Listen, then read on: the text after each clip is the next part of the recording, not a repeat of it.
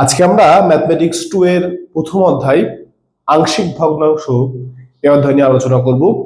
তো আমরা প্রথমেই এই আংশিক ভগ্নাংশ এই অধ্যায় নিয়ে আলোচনা করার আগে প্রথমত আমরা ভগ্নাংশ কি এই এই রিলেটেড কথাবার্তা বা এই এই সম্পর্কে আমরা আলোচনা করব। তো প্রথমে আমরা দেখব ভগ্নাংশ, আংশিক ভগ্নাংশ এই অধ্যায় আংশিক ভগ্নাংশ একটি গুরুত্বপূর্ণ অধ্যায়। তো এই আংশিক ভগ্নাংশ বোঝার আগে আমরা প্রথমত দেখব ভগ্নাংশ জিনিসটা কি। দেখো, ভগ্নাংশ আমরা কিন্তু প্রত্যেকেই ছোটবেলায় পড়েছি যে ভগ্নাংশ কি। আমরা কিন্তু জানি যে যার লব আছে এবং হর আছে সেই কি ভগ্নাংশ। দেখো, লব এবং হর দুইটা মিলে কি ভগ্নাংশ। আমরা জানি যে উপরেরটাকে বলা হয় লব, নিচেরটাকে বলা হয় কি হর। আমরা কিন্তু জানি এটাকে বলে ভগ্নাংশ। এখন আমরা মনে রাখবো যে ভগ্নাংশ কত প্রকার। আমরা কিন্তু জানি যে ভগ্নাংশ 3 প্রকার। কয় প্রকার? আমরা কিন্তু এভাবে পড়েছি যে ভগ্নাংশ প্রথমত এরকম 3টা ভগ্নাংশ। এক নম্বরে হচ্ছে প্রকৃত ভগ্নাংশ, প্রকৃত ভগ্নাংশ, তাই না? আমরা কিন্তু প্রকৃত ভগ্নাংশ পড়েছি। তারপর কি পড়েছি? তারপর পড়ছি অপ্রকৃত ভগ্নাংশ, অপ্রকৃত ভগ্নাংশ, অপ্রকৃত ভগ্নাংশ, এবং কিন্তু আমরা পড়েছি মিশ্র ভগ্নাংশ, মিশ্র ভগ্নাংশ। ঠিক আছে? তাহলে দেখো, প্রকৃত, অপ্রকৃত এবং মিশ্র এই 3টা ভগ্নাংশ নিয়ে আমরা আলোচনা পড়েছি আর কি। কিন্তু এই আংশিক ভগ্নাংশ বুঝতে গেলে আমাদের এই শুধুমাত্র এই 2টা ভগ্নাংশ জানলে যথেষ্ট, আমাদের মিশ্র ভগ্নাংশ দরকার নেই। ঠিক আছে? আমরা শুধুমাত্র প্রকৃত এবং অপ্রকৃত ভগ্নাংশ নিয়ে আলোচনা করব। তো প্রকৃত ভগ্নাংশ কি? আমরা মাথায় রাখবো যে প্রকৃত ভগ্নাংশ হচ্ছে যার লব ছোট হর বড়, সেটাকে বলে প্রকৃত ভগ্নাংশ। কি? লব ছোট, আবারও বলছি, লব ছোট হর বড়, সেটাকে বলে প্রকৃত ভগ্নাংশ। যেমন 2/5 এভাবে লেখা যায়, যে 3/5 বা 5/6, এগুলো প্রত্যেকটা কিন্তু কি বলতো প্রকৃত ভগ্নাংশ। আর অপ্রকৃত ভগ্নাংশ কি? অপ্রকৃত ভগ্নাংশ হচ্ছে যার লব বড় হর ছোট, সেটাকে বলে অপ্রকৃত ভগ্নাংশ। লব বড় হর ছোট, যেমন এভাবে লেখা যায় 6/2, তাহলে এটা কি বলতো অপ্রকৃত ভগ্নাংশ। তাহলে আমি যদি তোমাদের প্রশ্ন করি, ভাইয়া 1/2 এটা কি ভগ্নাংশ, তাহলে কিন্তু তোমরা বুঝতে পারবা এটা কি প্রকৃত ভগ্নাংশ। যেহেতু লব ছোট হর বড়, তাহলে এটা একটা প্রকৃত ভগ্নাংশ। তাহলে আমি যদি তোমাদের বলি যে 5/2 এটা কি ভগ্নাংশ, তোমরা কিন্তু সুন্দর করে বলতে পারবা যে এটা একটা অপ্রকৃত ভগ্নাংশ। যেহেতু এর কি লব বড় হর ছোট, এটা কি একটা অপ্রকৃত ভগ্নাংশ। আশা করি তোমরা এগুলো বুঝবো। ঠিক আছে? আচ্ছা, এইবার সাপোজ আমি তোমাকে যদি এভাবে জিজ্ঞাসা করি যে x² + 5, তারপরে মনে করো এভাবে বললাম যে x2 + x3 + 6, ঠিক আছে? এটা কি ভগ্নাংশ? প্রকৃত ভগ্নাংশ নাকি অপ্রকৃত ভগ্নাংশ? তখন কি বলবো? দেখো, এখানে লবের লবের x এর ঘাত কত বলতো? 2, আর এখানে x এর ঘাত কত? 2 আর 3, তাহলে কত হচ্ছে? 5। তাহলে দেখো, লব ছোট হর বড়, তাহলে কিন্তু এটা প্রকৃত ভগ্নাংশ। তাহলে এই যে x এর যে ঘাত থাকবে, এটা কিন্তু আমাদের হিসাব করে বলতে হবে। ঠিক আছে? আমি যদি তোমাকে আবার এভাবে জিজ্ঞাসা করি যে মনে করো যে বললাম যে x² + 5 / x - 1, x² + 1, ঠিক আছে? আমি যদি তোমাদের জিজ্ঞাসা করি যে এটা কি ভগ্নাংশ, তোমরা কিন্তু সুন্দরভাবে বলতে পারবে। দেখো, x এর ঘাত এখানে কত? 2, এখানে x এর ঘাত কত? কিছু নেই, 1, আর এখানে 2, তাহলে 2 আর 1 কত হচ্ছে? 3। তার মানে কি এটা একটা প্রকৃত ভগ্নাংশ। ঠিক আছে? আমাদের এই প্রকৃত ভগ্নাংশ অপ্রকৃত ভগ্নাংশ এই জন্য বোঝা লাগবে, আমরা মাথায় রাখবো যে আংশিক ভগ্নাংশ করার সময় আমাদেরকে অবশ্যই প্রকৃত ভগ্নাংশ হতে হবে। আংশিক ভগ্নাংশ করার শর্ত কি? প্রকৃত ভগ্নাংশ হতে হবে। যদি অপ্রকৃত ভগ্নাংশ থাকেও, তাহলে আমরা সেটাকে প্রকৃত বানাই নিব। ওকে? তাহলে আমরা মোটামুটি ভগ্নাংশ সম্পর্কে বেসিক নলেজ আমরা জানলাম আর কি। আচ্ছা, এবার আমরা দেখবো যে আংশিক ভগ্নাংশ জিনিসটা কি। ঠিক আছে? তাহলে আংশিক ভগ্নাংশ আমরা দেখবো। আংশিক ভগ্নাংশ কি? দেখো, আংশিক আংশিক জিনিসটা কি? আংশিক হচ্ছে কোন কিছু অংশ বিশেষ। মনে করো যে এই যে মার্কার, এই মার্কারের এটা ক্যাপটা হচ্ছে একটা অংশ, ঠিক আছে, মানে এই ক্যাপটা হচ্ছে একটা আংশিক। তাহলে একটা ভগ্নাংশকে বিভিন্ন অংশে বিভক্ত করা, একটা ভগ্নাংশের বিভিন্ন অংশ আর কি। দেখো আমরা মনে করো যেভাবে 1/(x-1) আমরা দেখতে পাচ্ছি একটা ভগ্নাংশ। এই ভগ্নাংশকে আমরা যদি একাধিক ভগ্নাংশ রূপান্তর করি, মনে করো যে এখানে নিচে কয়টা অংশ আছে, দুইটা অংশ, তাহলে এই প্রথমটার জন্য দিব a(x-1), পরেরটার জন্য তাহলে কি দিব b(x+1), ঠিক আছে। আর আংশিক ভগ্নাংশ আকারে দেখানোর সময় আমাদের সবসময় কি দিতে হয়, কি চিহ্ন দিতে হয়, এই যে অভেদ চিহ্ন দিতে হয়। কি চিহ্ন দিতে হয়? অভেদ চিহ্ন। আমরা মনে রাখবো এই যে তিনটা দাগ, এই চিহ্নের নাম বলা হয় কি? অভেদ চিহ্ন। কি চিহ্ন? অভেদ চিহ্ন, ঠিক আছে। তাহলে আংশিক ভগ্নাংশ দেখানোর সময় সবসময় আমাদের কি অভেদ চিহ্ন দিতে হবে। এবার আমরা সরাসরি আংশিক ভগ্নাংশের যে সংজ্ঞা আছে, সংজ্ঞা আমরা দেখব যে আংশিক ভগ্নাংশ কাকে বলে, এবং আমরা এক্সাম্পল দিব, এবং আমরা আংশিক ভগ্নাংশ যে তিনটা রুলস আছে সেই তিনটা রুলস আমরা প্রত্যেকটা রুলস দেখাই দিব।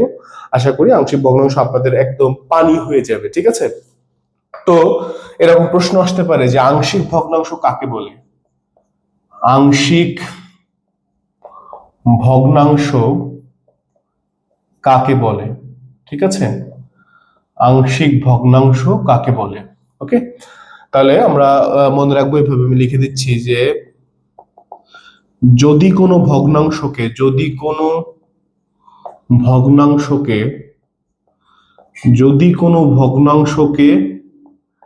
একাধিক ভগ্নাংশের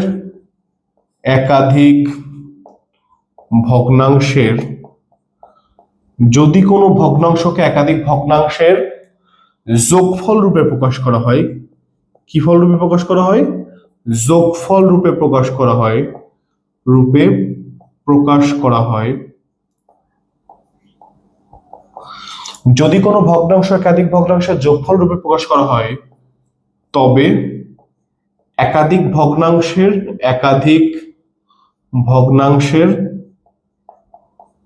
প্রত্যেকটিকে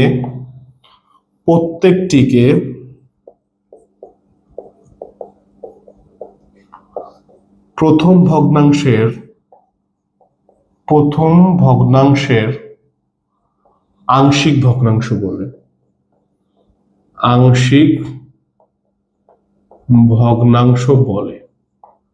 দেখো, তোমাদের কাছে সংজ্ঞাটা একটু জটিল মনে হতে পারে, কিন্তু একদম সহজ। দেখো, যদি কোনো ভগ্নাংশকে একাধিক ভগ্নাংশের যোগফল রূপে প্রকাশ করা হয়, তবে একাধিক ভগ্নাংশের প্রত্যেকটিকে প্রথম ভগ্নাংশের আংশিক ভগ্নাংশ বলে। সাপোজ আমি যদি এখানে উদাহরণ দিই,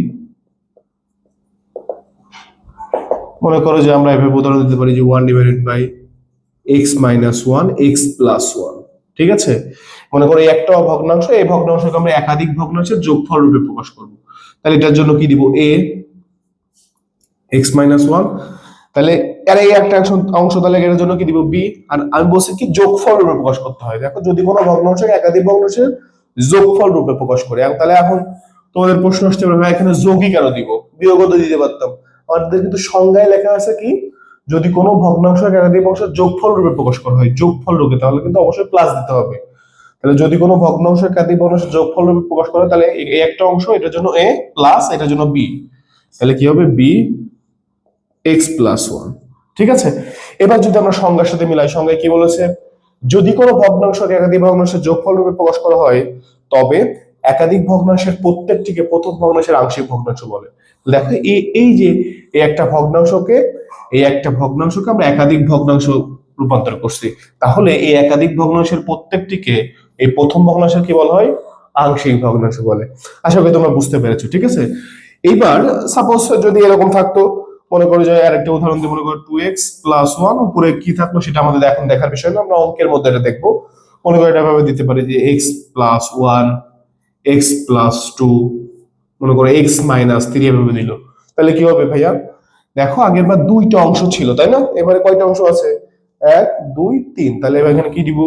a/(x+1) plus b/(x+2) plus c/(x+3), ঠিক আছে। আশা করি তোমরা বুঝতে পেরেছো। তাহলে এই যে একটি ভগ্নাংশকে আমরা একাধিক ভগ্নাংশের যোগফল রূপে প্রকাশ করলাম, তাহলে এই একাধিক ভগ্নাংশের প্রত্যেকটিকে প্রথম ভগ্নাংশের আংশিক ভগ্নাংশ বলে। ওকে, তাহলে আমরা আংশিক ভগ্নাংশ বুঝতে পেরেছি। আর আংশিক ভগ্নাংশ যে আমি বলছি যে তিনটা রুলস, আমি মাত্র তিনটা রুলস দিব। এই তিনটা রুলস যদি ক্লিয়ারলি বোঝো তাহলে কিন্তু আংশিক ভগ্নাংশের সব অঙ্ক তোমার কাছে পানি হয়ে যাবে। তো দেখো আমরা রুলস 1 এ চলে যাচ্ছি। আমরা এখন সরাসরি 1 নাম্বার নিয়মে চলে যাব।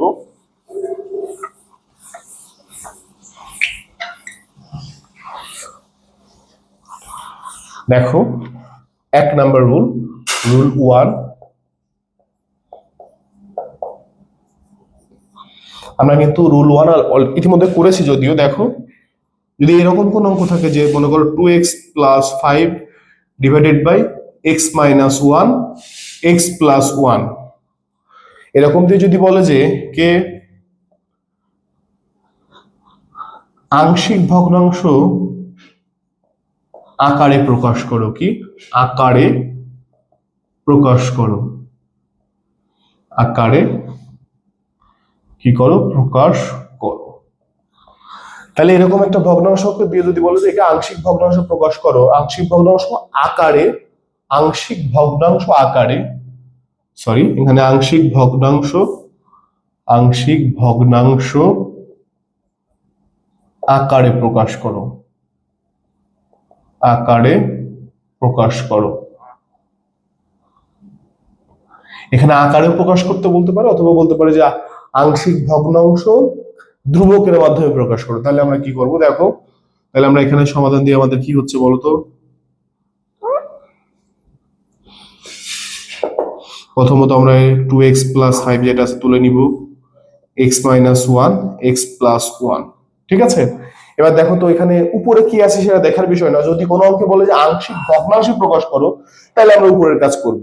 যেহেতু বলছে আংশিক ভগ্নাংশ আকারে প্রকাশ করো, তাহলে এখানে উপরে কিছু করা লাগবে না। যদি কোনো অঙ্কে বলে যে আংশিক ভগ্নাংশ আকারে অথবা ধ্রুবকের মাধ্যমে প্রকাশ করো, তাহলে কিন্তু এক লাইনে আমাদের অঙ্ক শেষ, এই উপরের কাজ আমাদের করা লাগবে না। তাহলে দেখো নিচে কয়টা অংশ আছে বলো তো, দুইটা অংশ, তাহলে এখানে কি হবে অভেদ চিহ্ন দিব। আমি বলছি আংশিক ভগ্নাংশ আকারে দেখাতে গেলে আমাদের অভেদ চিহ্ন দিতে হয়, এই 3 দাগে নাও অভেদ চিহ্ন। তাহলে দেখো এটা কি a, এটার জন্য দিব a, প্রথম অংশ x - 1, তাহলে কি যোগফল রূপে প্রকাশ করে তাহলে প্লাস, তাহলে দেখো নিচেরটার জন্য কি দিব বলতো b x + 1, ঠিক আছে। আশা করি তোমরা বুঝতে পেরেছো। ওকে, তাহলে আমি যদি সেম ভাবে যদি আরেকটা অঙ্ক দিই, যে মনে করো 5x + 7 x + 1 x + 2 x + 3, ওকে, তাহলে এটা কিন্তু তোমরা পারবা। আমি কিন্তু এই রুলসটা মানে এক্সাম্পলের মধ্যে দেখাই দিয়েছি। তাহলে এটার জন্য কি হবে a x + 1 + b x + 2 + c x + 3, ঠিক আছে। তাহলে 1 নাম্বার রুলস এরকম x এর ঘাত 1 থাকবে। ওকে, এবার আমরা 2 নাম্বার নিয়মে চলে যাচ্ছি। আশা করি তোমরা বুঝতে পেরেছো এটা। দেখো 2 নাম্বার রুলসে তোমার এইভাবে থাকতে পারে, খেয়াল করো সবাই, যে 1 divided by x - x + 1 into x + 3 whole square. Okay, এখন ভাই আমি যদি তোমাদের প্রশ্ন করি যে ভাইয়া আগেরটা, এটা রুল 2, ভাইয়া আগেরটা আর এইটার মধ্যে পার্থক্য কি, তোমরা কিন্তু খুব সুন্দরভাবে বলতে পারবা যে ভাই আগেরটায় কোনো স্কোয়ার ছিল না, এবারটা স্কোয়ার আছে। তাহলে যদি এরকম স্কোয়ার থাকে, এক্স মাইনাস সামথিং দিয়ে যদি ব্র্যাকেটের উপর স্কোয়ার থাকে, তাহলে আমরা কি করব? তাহলে আমরা প্রথমে দেখো লিখবো সমাধান, সমাধান, সমাধান দিয়ে প্রথমত আমরা অঙ্কটা তুলে নিতে পারি। তাহলে কি আছে এখানে 1 divided by x + 1 x + 3 whole square. এবার দেখো ভাইয়া এখানে কিন্তু কোনো স্কোয়ার টিস্কোয়ার কিছু না, আমাদের কিন্তু এখানে প্রথমটার নিয়মে পড়ে যায়। তাহলে এখানে কি, এটার জন্য আমরা a নিতে পারি, তাহলে a ডিভাইডেড বাই x + 1। এবার ভাই x + 3 স্কোয়ার আছে, আমরা মনে রাখবো যে আংশিক ভগ্নাংশ করার সময় কখনো দুইটা হর এক হবে না, ঠিক আছে। তাহলে দেখো এখানে x + 3 দুইটা, তাহলে আমরা কি করবো এখানে, তাহলে আমরা এখানে এভাবে নেব b x + 3 plus c x + 3 কি হোল স্কয়ার, ঠিক আছে। সাপোজ যদি এখানে 3 থাকতো তাহলে আমরা কি করতাম বলো তো, এখানে যদি এখানে 3 থাকতো তাহলে কি করতাম, তাহলে এখানে 1 প্রথমে 2 তারপরে কি আবার d নিয়ে, তাহলে এখানে x + 3 এভাবে দিতাম, ঠিক আছে। তাহলে এখানে যত থাকবে ততবারই আমাদের নিতে হবে। ওকে, তাহলে যেহেতু আমাদের এখানে দেখো 2 পর্যন্ত আছে, তাহলে আমরা 2 পর্যন্ত নিলাম x+2। ওকে, আশা করি তোমরা বুঝতে পেরেছো। সাপোজ দেখো আমি যদি আরেকটা অঙ্কে যাই, আরেকটা উদাহরণ দিই, মনে করো যেভাবে বলছে যে 2x+1 divided by x-1, x+1, x+1, x+3, x+5 whole square. তাহলে যদি এইরকম একটা অঙ্ক দিয়ে তোমাকে যদি বলে যে আংশিক ভগ্নাংশ আকারে প্রকাশ করে, তাহলে কি করবে দেখো তো ভাইয়া। তাহলে দেখো এখানে প্রথম এটার জন্য a নিব, আমরা জানি a ডিভাইডেড বাই x-1, তাহলে এটার জন্য যেহেতু এর উপর কোনো স্কয়ার নাই, তাহলে প্লাস এটার জন্য b নিব, b x+1। এবার দেখো এখানে কি স্কয়ারে, তাহলে কি নিব বলো তো, এখানে plus c x+5 whole square, sorry প্রথমে 1 তারপরে কি, তারপর স্কয়ার, তাহলে কি হবে d x+5 হোল স্কয়ার। ওকে, আশা করি তাহলে 2 নাম্বার রুলসে যত এই টাইপের যত স্কয়ার দিয়ে যত আছে আমরা আশা করি পারবো। ওকে, এবার আমি 3 নাম্বার রুলসে চলে যাচ্ছি। 3 নাম্বার রুলসে কি বলছে দেখি। 3 নাম্বার রুলসে সাপোজ এইরকম একটা অঙ্ক দিতে পারে যে, খেয়াল করো, মনে করো 5x-7 x+1 x²+4। ওকে, এখন আমি যদি তোমাকে প্রশ্ন করি ভাইয়া আগের দুইটা নিয়ম এবং এই নিয়মের মধ্যে পার্থক্য কি, ঠিক আছে, এটা কিন্তু রুল 3। আমি যদি এখন তোমাকে প্রশ্ন করি আগের দুইটা নিয়ম আর এই নিয়মের মধ্যে পার্থক্য কি, তুমি কিন্তু বলতে পারবা খুব সুন্দরভাবে যে আগেরটাই স্কোয়ার ছিল বাইরে, এবার দেখো এক্স এর উপর স্কোয়ার আছে বা এক্স এর ঘাত, ঠিক আছে। তাহলে এক্স এর যদি এরকম এক্স এর উপর যদি স্কোয়ার থাকে, তাহলে আমরা কি করবো, প্রথমত অঙ্কটা তুলে নিব 5x-7 x+1 x²+4। ওকে, এবার দেখো প্রথমত আমাদের যে আমাদের 1 নাম্বার নিয়ম, দেখো এখানে 1 নাম্বার নিয়ম পড়ছে, এখানে কোনো কিছু স্কোয়ারও নাই, কিছু নাই, তাহলে এটার জন্য নিব a x+1, ঠিক আছে। এবার দেখো যদি এরকম এক্স এর উপর পাওয়ার থাকে, তাহলে আমরা এর পরে কি হয় বলতো, এর পরে হয় বি, তার সাথে একটা এক্স নিব, প্লাস বির পরে কি হয় সি ডিভাইডেড বাই x²+4। আশা করি তোমরা বুঝতে পেরেছো, ঠিক আছে। এবার যদি আমি আরেকটা উদাহরণ দিই, দেখো সাপোজ আমি যদি এরকম আরেকটা উদাহরণ দিই, মনে করো যে 3x+2 divided by x+3 x+4, মনে করো এখানে x²+6। তাহলে আশা করি তোমরা এটা বুঝতে পারছো। তাহলে এটা কি হবে বলতো, দেখো এখানে এটার জন্য আমরা নিব a divided by x+3 plus b divided by x+4। এবার দেখো দেখো এখানে কিন্তু 1 নম্বর নিয়মে পড়ছে, আর এখানে দেখো x এর উপর স্কয়ার আছে, তাহলে এখানে কি x এর ঘাত, তাহলে কি b এর পরে কি হবে বলতো c, তাহলে cx প্লাস c এর পরে কি হবে d ডিভাইডেড বাই, তাহলে কি হবে এখানে x² প্লাস কত 6, ঠিক আছে। আশা করি তোমরা এটা বুঝতে পেরেছো। ওকে, এইবার আমি যদি তোমাদের একটা দিই, তাহলে কি হবে, মনে করো সাপোজ আমি একটা তোমাদের একটা যদি বানাই দিই, মনে করো এরকম মনে করে দিলাম 3x+1 ডিভাইডেড বাই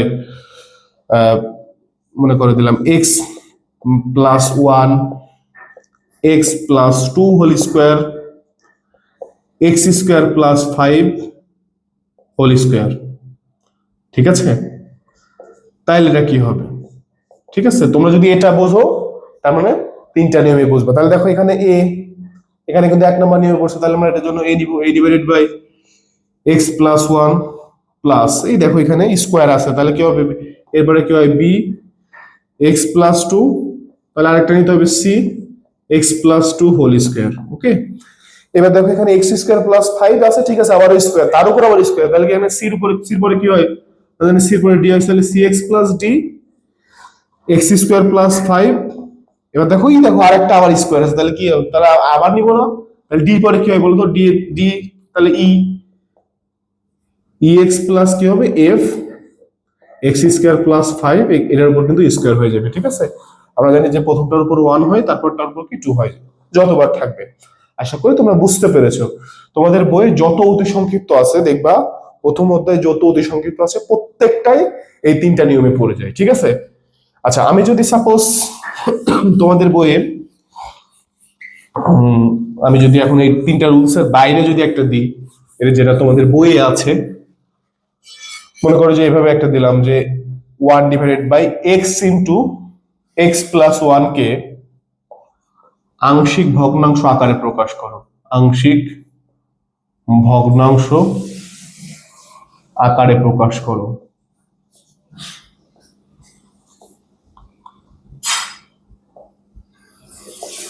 ওকে, তাহলে দেখো এটাকে আমরা তাহলে কি করতে পারি বলতো সমাধান দিয়ে। এখন তোমাদের মনে হতে পারে ওরে বাবা কি কঠিন, কিন্তু একদম মাথা ঠান্ডা রাখতে হবে, একদম সহজ। দেখো এখানে আমি বলছি কি, যদি আংশিক ভগ্নাংশ আকারে বলে এবং ধ্রুবকের মাধ্যমে বলে তাহলে কিন্তু আমাদের শুধুমাত্র এক লাইনেই শেষ।